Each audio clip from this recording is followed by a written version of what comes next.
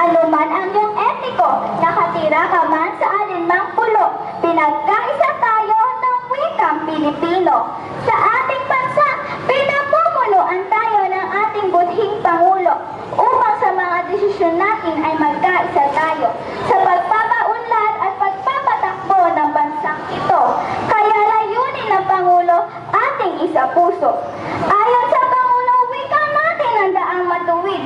Ito ang magiging sandata upang labanan ng mga taong ganing. Sa lipunan at sa pamahalaan, ito ay magsisilbing tabat upang supilin ng mga taong may masamang hangad.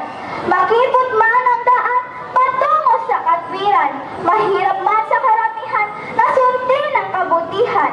Kung gawin natin wika ang daang matuwid, pagkakaisa, pag-unlad at kaligayahan naman ang siyang hatid.